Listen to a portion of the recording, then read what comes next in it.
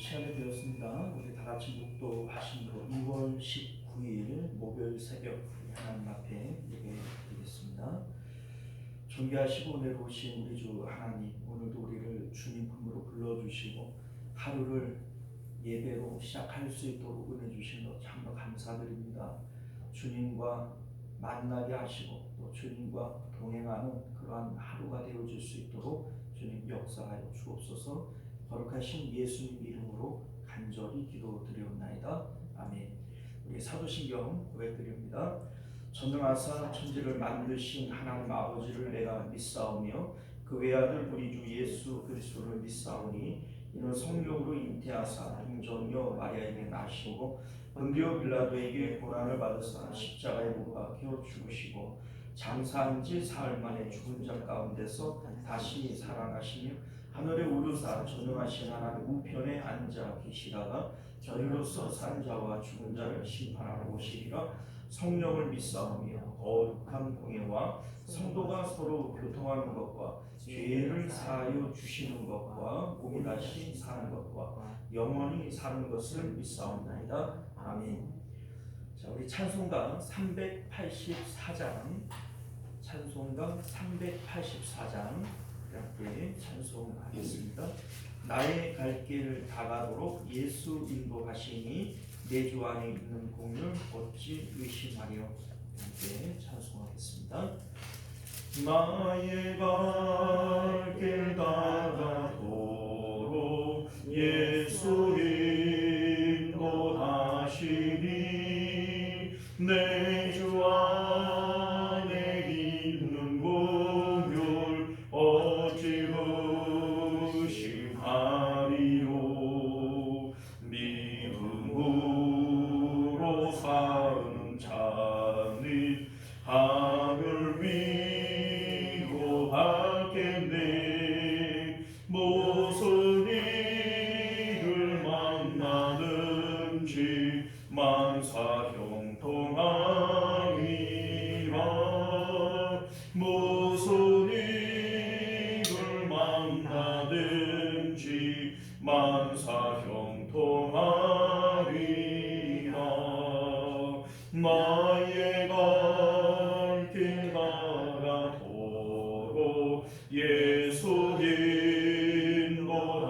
인도하시니 어려운 일 당할 때도 족한 은혜 주시네. 나는 심히 고단하고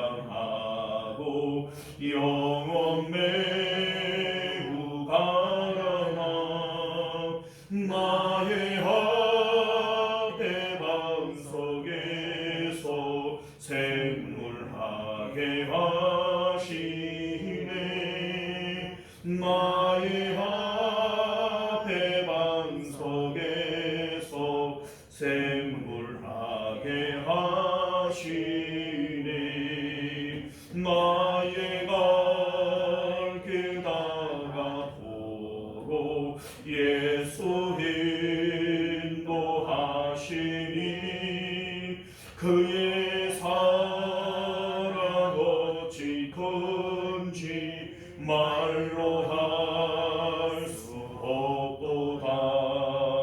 성령 감화 받은 영혼 하늘 날아갈 때에 영영 모를 나의 찬송 예수 인도하셨네. 영영 모를 나의 찬송 예수 인도하셨네. 아멘. 할렐루야. 자, 우리 하나님 말씀 보겠습니다. 디모데후서 4장 9절에서 마지막 절까지 좀 긴 내용이지만 교독해서 했습니다. 너는 속히 내게로 오라. 죄 많은 이 세상을 사랑하여 나를 버리고 내 데살로니가로 갔고 그레스에게는 갈라디아로 디도는 갔고 누가만 나와 함께 있느니라. 내가 올 때에 마다를 데리고 오라. 그가 나의 일에 유익함이라. 네벳으로 보내니라. 네가 올 때에 내가 두로와 가보의 집에 둔 겉옷을 가지고 오고 또 책은 특별히 가죽 종이에 쓴 것을 가져오라. 우리 세공업자 알렉산더가 내게 해를 많이 입혔으며 주께서 그 행한 대로 그에게 갚으리시옵소서. 너도 그를 주의하라. 그가 우리 말을 심히 대적하였느니라. 내가 좀 변명할 때 나와 함께 한 자가 하나도 없고 다 나를 버렸으나 그들에게 공을 돌리지 않기를 원하노라. 주께서 내 곁에 서서 나에게 힘을 주시면 나로 말미암아 선포된 말씀이 온전히 전파되어 이 모든 이방인이 듣게 하려 하심이니 내가 사자의 입에서 건짐을 받았느니라. 주께서 나를 모든 악한 일에서 건져내시고 또 그의 천국에 들어가도록 구원하시리니 그에게 영광이 세세 무궁토록 있을지어다. 브리스가와 아굴라와 및 오네시보로의 집에 문안하라. 엘리야스는 그리스도의 머물러 있고 드로비에 병들어서 밀레도에 두었느니 너는 겨울 전에 어서 오라. 우블로와 부데와 니노와 글라디오와 모든 형제가 다 내게 문안하느니라. 나는 주께서 내 심령에 함께 계시기를 바라노니 은혜가 너희와 함께 있을지어다. 아멘. 저희 함께 기도하겠습니다. 존귀하시고 내려오신 우리 하나님, 오늘도 우리가 주의 말씀 앞에 섭니다. 진실한 마음으로 그 말씀 받게 하시고 신실한 마음으로 그 말씀 순종할 수 있는 저희들 되도록 은혜 베풀어 주옵소서. 거룩하신 예수님 이름으로 간절히 기도드리옵나이다. 아멘. 자, 오늘 우리는 함께 읽은 본문의 말씀을 중심으로 복음 릴레이를 위한 인수인계라고 하는 제목으로 하나님 말씀 나누도록 하겠습니다. 복음 릴레이를 위한 인수인계. 오늘로서 디모데 전후서의 모든 말씀을 마치게 됩니다. 디모데서는 목회 서신으로서 사도 바울이 목회자인 디모데에게 쓰는 편지가 됩니다. 자, 그럼에도 불구하고 우리 이제 1장 5절이나 뭐 이런 그 내용들을 보면은 이 복음은 이렇게 이 복음에 대한 내용을 다시 말씀하고 있어요. 자, 그런 생각이 좀 들어요. 사도 바울로부터 직접 제자로서 배우고 또 에베소 교회를 담임하고 있는 이 디모데가 이 복음을 모르겠어요. 이 복음에 대한 내용을 사실 모를 수가 없죠. 자, 그럼에도 불구하고 사도 바울이 이 복음이 어떤 것이냐라고 하는 것에 대해서 다시 핵심적으로 말씀하고 있는 내용은 이 내용이 디모데서에 기록하고 있는 이 복음의 내용이 사도 바울이 목회자인 디모데에게 다시 강조하여 얘기할 만큼 중요한 내용이라는 겁니다. 거듭 얘기해도 전혀 지나치지 않을 복음의 핵심적인 내용이기 때문에 이것을 다시 기록하는 것이다 라고 하는 것을 여러분들 믿으실 수 있기를 바랍니다.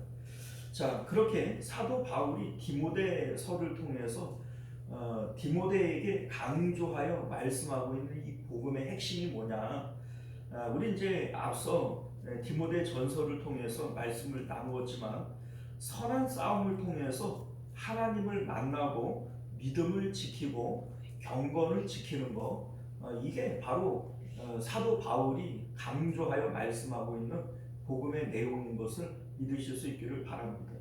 자, 여러분들 선한 싸움이 뭐예요? 선한 싸움은 마음을 청결하게 해서 하나님을 만나기 위한 싸움이 바로 이 선한 싸움입니다.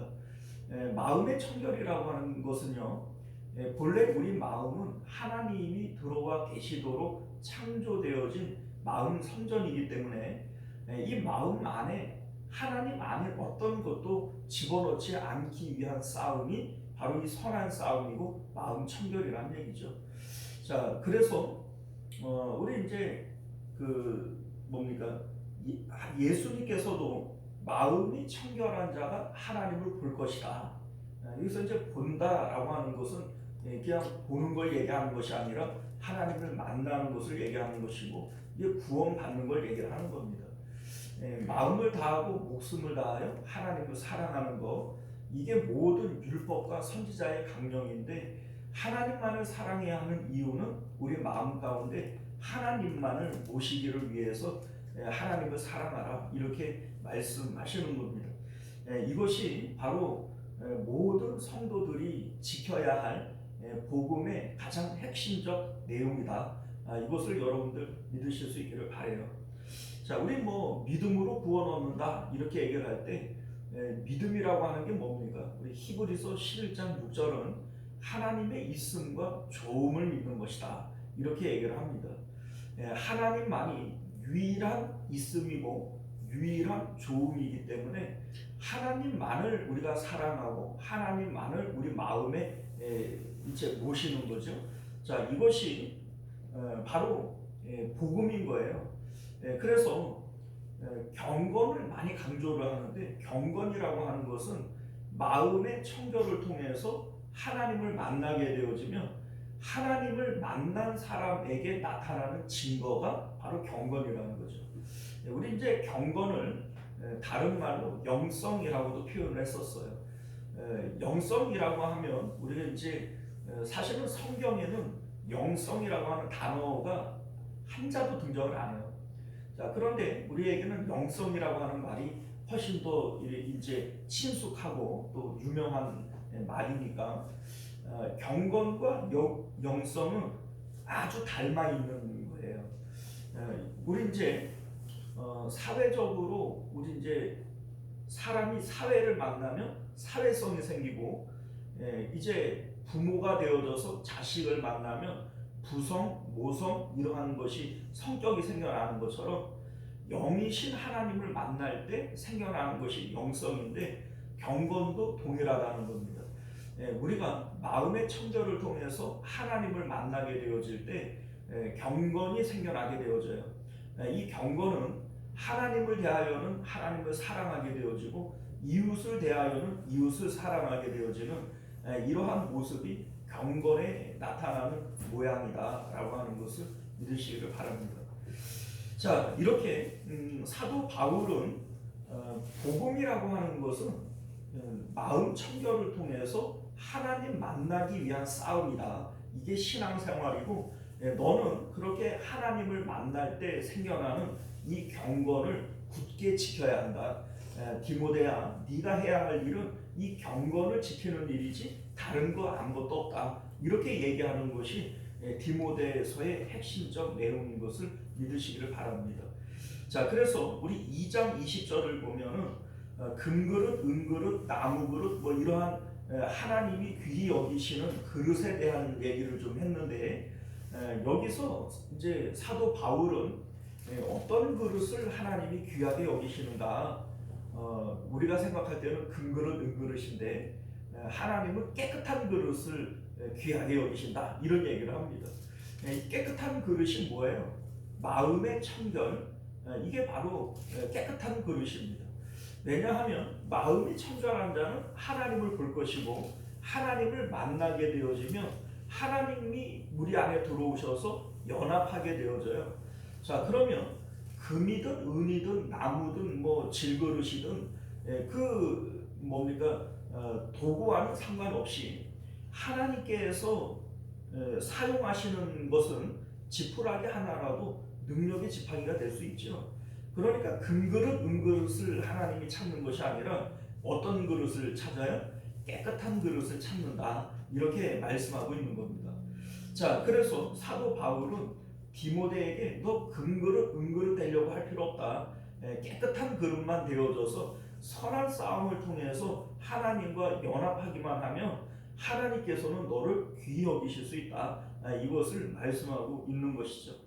자, 우리 4장 7절 말씀에서 사도 바울이 이런 말씀을 해요. 나는 선한 싸움을 싸우고 나의 달려갈 길을 마치고 믿음을 지켰으니 받을 면류관이 있다. 이런 얘기를 합니다. 자, 여기에 선한 싸움을 싸웠다. 그리고 나는 그 믿음을 지켰다. 그러니까 선한 싸움을 통해서 나는 이겼고 믿음을 지켰다. 이 얘기죠. 자, 여기 우리 선한 싸움이라고 하는 것은 우리 앞에서 여러 번 말씀을 드렸지만 선한 싸움이 사도 바울이 나 열심히 복음 전했다 이 얘기 아니에요. 그렇죠? 우리가 이제 이렇게 오해하기가 쉽습니다. 사도 바울은 선교의 사명을 받았고 이 선교의 사명 내가 목숨 걸고 복음 열심히 전했다. 나는 선한 싸움에 이겼다. 이렇게 우리가 오해하기 쉬운데 디모데서를 통해서 우리에게 알려준 선한 싸움은 뭐예요? 마음 청결을 통해서 하나님 만나기 위한 싸움, 오직 하나님만을 사랑해서 하나님만을 마음에 모시기 위한 싸움, 이게 바로 선한 싸움이었던 것이죠. 그리고 사도 바울은 디모데에게 너 선한 싸움을 통해서 깨끗한 그릇 되기만 하면 하나님께서 너를 귀히 사용하실 것이다. 이런 얘기를 했지 않습니까? 자, 그러니까 사도 바울이 말하는 이 선한 싸움도 마음 청결을 통해서 하나님만을 사랑하는 싸움을 얘기하는 것이지 뭐 나 선교 열심히 했다, 내 목숨 걸고 복음 전했다, 이거 얘기하는 것이 아니다. 이걸 여러분들이 분명히 아실 수 있기를 바랍니다. 자, 여러분들 사도 바울이 내가 이제 믿음 지켰으니 면류관이 있다, 이 얘기 지금 자기 자랑하는 걸까요? 자기 자랑하는 것이 아니고 주의 나타나심을 사모하는 모든 자도에게니라, 이런 얘기를 함으로써 디모데가 또 오늘날 이 편지를 읽고 있는 우리들에게 너희들에게도 이와 같은 상이 있다. 그러니 너희들도 선한 싸움을 잘 싸워야 한다. 이거 얘기를 하고 싶은 것이지 이거 자랑하려고 하는 얘기가 아니라는 겁니다. 자, 여러분들 사도 바울이 내가 이제 받을 상이 있다 이렇게 얘기를 할 때 이 상은 어떻게 받는 거예요? 자, 우리가 앞서 말씀드렸지만 선한 싸움에서 이겼기 때문에 상을 받는 거예요. 우리는 내가 뭐 교회를 몇 개 지었어, 나는 전도를 몇 명을 했어, 이게 내가 하나님 앞에 가서 받을 상이야, 이렇게 우리가 얘기하기 쉬운데 사도 바울이 뭐 그렇게 따지자면은 교회를 몇 개나 개척을 했어요? 사도 바울이 뭐 전도를 몇 명이나 했어요? 그런데 사도 바울은 그거를 자랑하고 있는 게 아니라 나는 선한 싸움에서 이겼다, 그렇기 때문에 나는 상을 받을 수 있다, 이렇게 지금 얘기하고 있다는 겁니다. 앞서 말씀드렸지만 선한 싸움이 뭐라고 그랬어요? 마음을 청결하게 해서 오직 하나님만을 모시고 하나님만을 사랑하는 거, 이게 바로 선한 싸움이지 않습니까? 자, 이게 우리가 상 받을 수 있는 비결일 뿐만 아니라 상을 받는다라고 하는 것은 심판을 통해서 받는 거란 말이에요. 그러니까 예수님께서 마지막에 심판하실 때에도 무엇을 가지고 심판하실까요? 이거 선한 싸움을 싸웠느냐, 그리고 너희가 마음을 지켜서 하나님만을 사랑했느냐, 이걸 가지고 심판하시는 겁니다. 자, 그러니까 우리 이제 하나님만을 사랑하는 것이 모든 율법과 선지자의 강령이다, 이렇게 얘기를 할 때 이 말씀을 허투루 들으면 안 돼요. 이게 예수님께서 모든 율법과 선지자의 강령이다 이렇게 얘기를 할 때에는 이게 너무나도 중요하니까 그렇게 말씀하는 겁니다. 이것을 통해서 우리는 상을 받고 이것을 통해서 하나님 앞에 심판도 받고 오직 이것을 통해서 하나님께서는 우리를 판가름하는 것이다. 우리가 이것을 생각을 해볼 때 오직 마음을 청결하게 해서 하나님만을 사랑하고 하나님만을 마음에 모시는 일, 이게 우리가 평생에 해야 할 선한 싸움의 내용인 것을 믿으실 수 있기를 바랍니다. 자, 우리 이제 오늘 말씀을 보게 되어지면 우리 9절에 위에 보면은 제목이 뭐라고 되어 있어요? 사사로운 부탁 이렇게 되어져 있는데 이거 잘못 본 겁니다. 사사로운 부탁이 아니에요. 이제 성경에 사사로운 부탁 이렇게 적어 놓은 것은요. 이제 주석 책들을 보게 되어지면 주석 책들의 이 내용들을 사사로운 부탁을 하는 것이다. 이렇게 이제 되어져 있어요. 그러니까 이제 주석 책들을 참고해서 여기에 사사로운 부탁 이렇게 얘기를 하고 있지만 이거 잘못 본 겁니다. 이 사사로운 부탁이 아니고 사도 바울은 복음을 위해서 아주 중대한 부탁을 하고 있는 거예요. 우리 이제 6절을 보게 되어지면 전제와 같이 내가 벌써 부어지고 나의 떠날 시각이 가까이 왔다 이런 얘기를 합니다. 이제 사도 바울은 자기의 임종을 직시하고 있고 그 임종을 준비하고 있는 거예요. 그러한 사도 바울이 한가롭게 사사로운 부탁을 하고 있을 턱이 없지요. 여기 이제 주석학자들은 그러면 왜 이것을 사사로운 부탁이라고 얘기를 했냐?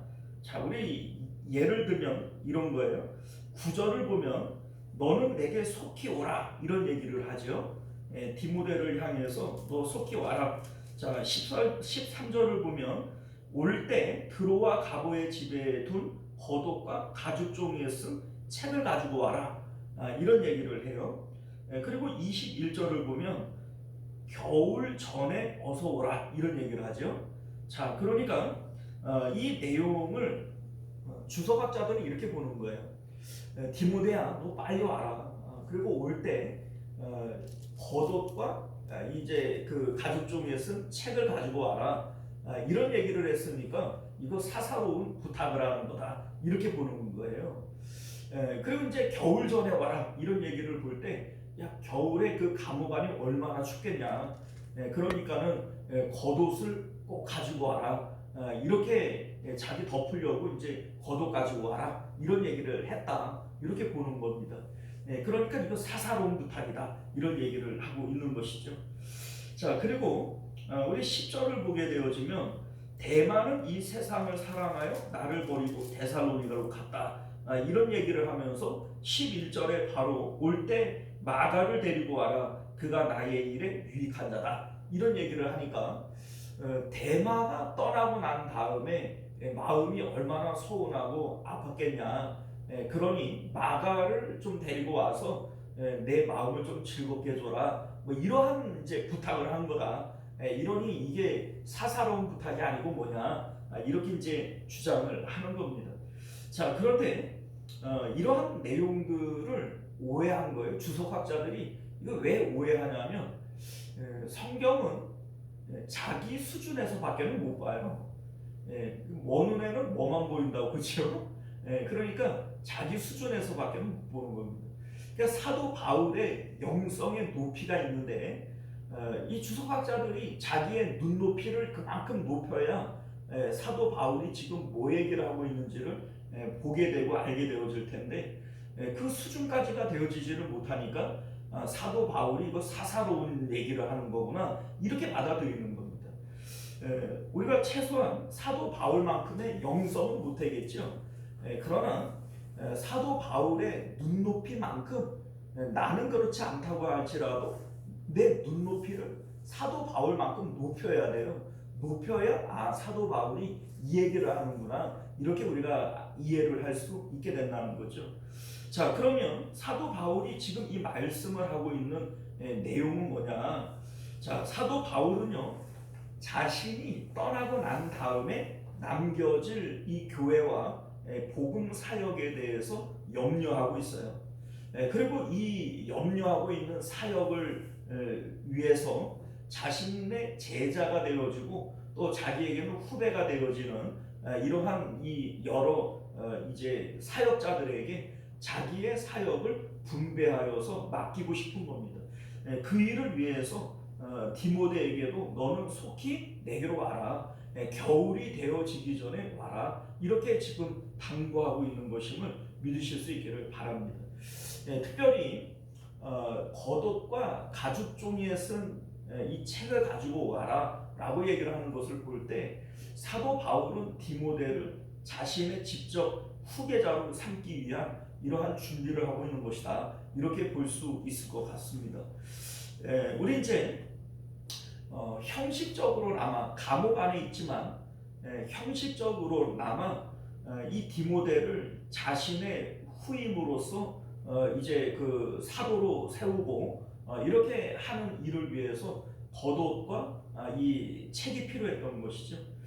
자, 우리 이제 생각을 해보면요, 바울이 지금 감옥 안에 갇혀 있지만 사도 바울을 돌보고 있는 그러한 후원자들이 아직도 많이 남아 있어요. 그래서 우리 이제 그 19절 이하를 보게 되어지면 뭐 누구에게 문안해라 이런 얘기도 나오지만 우리 이제 사도 바울과 같이 있는 사람들 가운데 누구도 너에게 문안한다 이런 얘기를 하잖아요. 그러니까 그 사람들이 사도 바울을 지금도 만나고 있고 후원하고 있는 것이죠.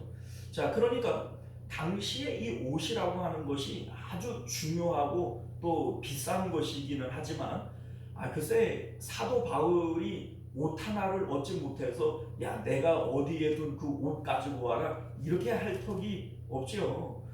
그리고 이 디모데가 있는 이 에베소에서부터 드로아 가보에 있는 이라고 하는 이 드로아까지는 거리가 북쪽으로 400km를 더 올라가야 돼요. 그리고 이제 로마로 오기 위해서는 그 이제 터키 이제 그리스 반도 이 남쪽으로 내려와야 되기 때문에 이 반대편으로 또 그 남단을 해야 됩니다. 자, 그러면 드로아 가보까지의 거리가 400km면 서울에서 부산 가기 거리예요. 그 옷 하나 가지 거기까지 보낸다는 게 이게 사사로운 부탁입니까? 이게 말이 안 되는 거죠. 그러니까 우리가 이제 여러 가지 정황들을 놓고 봤을 때 이것은 결코 사사로운 부탁이 되어질 수 없습니다. 아니 그 뭐 드로아 가보까지 올라갔다가 또 다시 그리스 반도 남단까지 내려오는 이 그 경비만 해도 이제 옷을 사고도 남겠네요, 그죠? 그러니까 이 옷이 특별한 것이고 이건 사사로운 것이 아니라 너무나도 힘들고 귀찮고 어려운 일이지만 그럼에도 불구하고 꼭 해야만 하는 이러한 필요한 일을 부탁하는 것이지 사사로운 부탁이 되어질 수는 없다. 이것을 여러분들 믿으실 수 있기를 바라요. 자, 그렇다면 사도 바울은 왜 이러한 명령을 하는 것일까? 그 어떻게 보면 옷 하나 가지러 가기 위해서 400km를 북단을 했다가 또 다시 그 남단을 해가지고 거기서 배를 타고 로마까지 와야 되는 이러한 그 경로를 사도 바울은 왜 명령하는 것일까? 이 옷이 특별한 옷이기 때문에 그렇습니다. 자, 이 옷이 어떤 옷이에요? 사도 바울이 선교 여행을 할 때 줄곧 입고 있었던 옷이에요. 이 옷을 입고 복음을 전했고 이 옷을 입고 여러 가지 이적을 행했고 이 옷에 사도 바울이 담겨져 있는 큰 의미들이 있게 되어지는 것이죠. 자, 그런데 당시 그 고대 사람들이 가지고 있는 의식 가운데에는 옷이라고 하는 것이 가지고 있는 의미가 있었어요. 그게 뭐냐면 그 옷에는 그 사람의 권위와 신분이 담겨져 있다 이렇게 믿었던 것이죠. 자, 이를테면 예수님의 옷자락에만 손을 대어도 병이 나으리라고 믿었던 12의 혈루증 걸렸던 여자가 있죠. 자, 옷에 손만 대어도 내가 나으리라 이런 믿음을 갖고 있었어요. 그게 당시 사람들이 가지고 있었던 옷에 대한 의미라는 겁니다. 바울의 손수건만 가지고도 병든 사람이 나았다. 뭐 이러한 사도행전의 기록처럼 옷이라고 하는 것이 그 사람의 그 신분과 권위와 능력을 상징하는 이러한 의미를 담고 있었다는 겁니다. 자, 그렇기 때문에 사도 바울이 특별히 그 옷을 가지고 와라 이렇게 얘기를 하는 것은 사도 바울이 디모데를 후계자로 삼기 위해서 그 옷이 필요했던 것이지 내 겨울이 오기 전에 내 추우니까 옷을 좀 갖고 와라 이게 사사로운 부탁이 아니라는 겁니다. 자, 우리 이제 구약 성경을 보게 되어지면 열왕기하 2장에 엘리야가 불말을 타고 승천을 하면서 엘리사를 이제 후계자로 삼는 내용이 있어요. 이 엘리사가 엘리야를 계속 쫓아다닙니다. 그 쫓아다니니까 이 엘리야가 야 나 떨어져라. 하나님이 나를 부르시니까 너 아니니까 너 좀 돌아가라. 이런 얘기를 하는데 엘리사가 끝까지 쫓아다녀요. 쫓아다니면서 이제 요구하는 것이 뭐냐면 나를 당신의 후계자로 삼고 당신의 권위에 그 갑절의 영감을 내게 주십시오. 이런 요청을 한단 말이에요. 자, 이때 이제 엘리야가 어떻게 하냐면 이제 그 열왕기하 2장 11절 이하를 보면 이렇게 기록이 되어 있어요. 두 사람이 길을 가며 말하더니 불수레와 불말들이 두 사람을 갈라놓고 엘리야가 회오리 바람으로 하늘로 올라가더라. 엘리사가 보고 소리 지르되 내 아버지여 내 아버지여 이스라엘의 병거와 그 마병이여 하더니 다시 보이지 아니하는지라. 이에 엘리사가 자기의 옷을 잡아 둘로 찢고 엘리야의 몸에서 떨어진 겉옷을 주워 가지고 돌아와 요단 언덕에 서서 엘리야의 몸에서 떨어진 그의 겉옷을 가지고 물을 치며 이르되 엘리야의 하나님 여호와는 어디 계시나이까 하고 그도 물을 치매 물이 이리저리 갈라지고 엘리사가 건너니라. 이렇게 되어 있어요. 자, 그러니까 엘리야가 엘리사를 후계자로 삼을 때 남겨준 게 뭐예요? 겉옷이지요. 그리고 이 겉옷을 이 엘리사가 받아 가졌을 때 엘리야가 가졌던 그 권세와 능력이 똑같이 나타나죠. 자, 이게 바로 겉옷이 가지고 있는 의미라는 겁니다. 지금 사도 바울은 이 내용을 알까요? 모를까요? 이거 당연히 알고 있는 내용이고 디모데도 어렸을 때부터 성경을 배웠기 때문에 이 내용이 무엇인지 알고 있는 겁니다. 자, 그러니까 디모데 입장에서는 400km라고 하는 먼 거리를 가서 그 옷을 가져와야 할 이유가 생기게 되어지죠.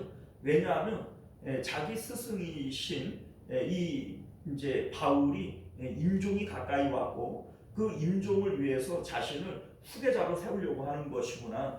이것을 이제 디모데가 알게 되어지는 거예요. 그러니까 뭐 400km 아니라 뭐 4000km라도 갔다 와야 되는 거죠. 자, 여기 이제 또 가죽 종이에 쓴 것이라고 얘기를 하는데 책은 가죽 종이에 쓴 것 이렇게만 얘기를 해도 디모데는 알아들어요, 안 알아들어요? 우리는 모르잖아요. 가죽 종이에 쓴 게 도대체 뭐야? 이러지만 디모데는 책은 특별히 가죽 종이에 쓴 거 갖고 와라 이렇게만 얘기를 해도 알아들어요.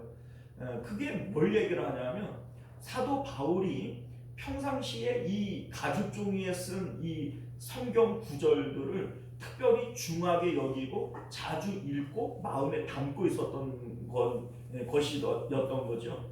그러니까 이 디모데는 가죽 종이에 쓴 것 이게 어떤 내용인지도 알고 있는 것이고 이것이 의미하고 있는 것이 무엇인 것도 디모데는 알고 있는 겁니다. 자, 그러니까 이러한 내용들을 볼 때 사도 바울은 이제 자신이 얻고 난 다음에 디모데를 자신의 후계자로 세우고 또 여러 가지 준비들을 하고 있는 것이구나 라고 하는 것을 알게 된다는 겁니다. 자, 우리 10절부터 이제 많은 인물들이 등장을 하게 되어지는데 이제 이름들을 가만히 보면 다 사역자들이에요. 그냥 뭐 어디 그 뭐 집사님 이름이 아니라 사도 바울 당시에 같이 사도 바울과 동역하고 있었던 그러한 사역자들의 이름들이 쭉 등장을 하게 되어집니다. 특별히 이제 대마는 나를 버리고 이제 뭐 그 데살로니가로 갔다 이렇게 되어져 있지만 이 대마도 본래 사역자예요. 사역자. 그래서 골로새서 4장 14절이나 빌레몬서 1장 24절을 보게 되어지면 바울과 함께 이제 문안을 하는데 마가, 누가, 아리스다고 이러한 인물들과 동등하게 기록이 되어져 있었던 이런 인물이 이제 대마인 것이죠. 우리가 뭐 알다시피 마가, 누가 마가복음을 기록하고 누가복음을 기록한 이런 대단한 사람들 아닙니까? 자, 그런데 이 대마가 그들과 동등하게 이름이 기록되어져 있었던 인물인 것이죠. 자, 그런데 그 데마가 사도 바울을 버리고 데살로니가로 갔다. 이게 이제 사도 바울에게는 큰 충격이 아닐 수 없죠. 자, 그러나 사도 바울이 지금 이 말씀을 하고 있는 이유는 내가 데마 때문에 얼마나 속상했는지 몰라, 내가 얼마나 마음이 아팠는지 몰라, 이 얘기를 하고 있는 게 아니에요. 자, 사도 바울은 지금 그렇게 뭐 한가하게 뭐 서운한 마음을 드러낼 수 있는 여유가 없어요. 이제 자기는 전제와 같이 이미 부어졌어요. 죽음이 이미 확정이 되어져 있는 거예요. 그런 상황 가운데에서 남겨진 사역을 위해서 지금 이 사람들의 이름을 언급하고 있는 것이지, 야, 나를 떠났어, 나는 외로워, 이런 얘기를 하는 게 아니라는 겁니다. 자, 우리 이제 뒤에 나오는 그리스게나 디도나 이러한 인물들은 사도 바울이 직접 보낸 거예요. 파송을 한 겁니다. 그러니까 외로워서 그런 게 아니에요. 일부러 이제 사람들을 파송하고 있는 겁니다. 12절을 보면 두기고도 에베소로 보냈다, 이렇게 얘기를 하고 있는데, 이제 디모데 전후서의 전달자가 이 두기고일 것으로 보고 있어요. 자, 그러니까 이 두기고도 사역을 위해서 보냈고, 그리스게나 디도도 사역을 위해서 보냈어요. 자, 그러니까 데마도 원래는 자기의 사역을 위해서 이렇게 중히 사용할 사람인데 떠났다, 이 얘기를 하는 겁니다. 자, 그래서 우리 이제 그 마가에 대해서는 이런 얘기를 하죠. 마가를 데리고 와라. 마가를 데리고 와라. 이제 그가 나의 일에 유익하니라. 자, 이 마가가 왜 유익하다 이렇게 얘기를 하냐면, 바울은 지금 로마에서 사역을 했었잖아요. 그리고 로마 감옥에 갇혀 있는데 자신이 떠난 이후에 로마의 사역을 마가에게 부탁하려고 하는 겁니다. 이 마가가 이 헬라 문화와 이 문학에 상당히 조예가 깊은 사람이라고 그래요. 그래서 사도 바울은 자신이 떠난 이후에 마가를 이제 로마의 자기의 후임으로서 이제 배정을 하기 위해서 마가를 데리고 와라. 그가 내 이 일에 유익한 자다. 이렇게 지금 얘기를 하고 있는 겁니다. 실질적으로 이 내용을 2세기의 교부였던 파피아스라고 하는 인물이 증언을 하고 있습니다. 그러니까 이 파피아스는 이런 얘기를 해요. 마지막 때 이제 그 베드로가 로마에 와서 사역을 합니다. 그런데 이제 베드로는 헬라어나 이런 로마의 문화나 이런 거에 익숙치가 않죠. 이때에 그 베드로의 통역자로서 베드로를 보필하는 이러한 일을 마가가 했다는 겁니다. 그리고 우리가 알고 있는 이 마가복음, 이 마가복음이 이때의 로마에서 기록이 되어진 거예요. 로마의 교회를 돌보고 있었던 이 마가가 로마의 이 그 핍박이 극심해지게 되어지자 로마에 있는 이 성도들을 위로하기 위해서 이 마가복음을 기록한 것이다. 마가복음은 이제 그 베드로로부터 복음을 받고 로마에서 기록한 것이다. 이렇게 이제 학자들은 보고 있어요. 그 이제 증거로서 이 마가복음을 보게 되어지면 로마 총독의 관절을 브라이도리온이라고 기록을 하고 있고, 또 로마의 동전인 고드란트, 이러한 단어들을 곧 사용하고 있죠. 자, 그런데 이러한 용어들은 로마에서 사역을 안 했으면 쓰여질 필요가 없는 단어들이에요. 만약에 이제 마가복음이 이스라엘에서 기록이 되어졌다면 이러한 단어들을 쓸 이유가 없는 그러한 단어이기 때문에 이것은 로마에서 기록이 되어진 것이고, 이제 마가가 로마에서 직접적으로 사역을 했다. 이것에 대한 뒷받침이다. 이렇게 보고 있는 것이죠. 자, 우리 14절 이하를 보면, 구리 세공업자 알렉산더가 내게 해를 많이 입혔음에 주께서 그 행함대로 그에게 갚으시리니 너도 그를 주의하라. 그가 우리 말을 심히 대적하였다. 이런 얘기를 합니다.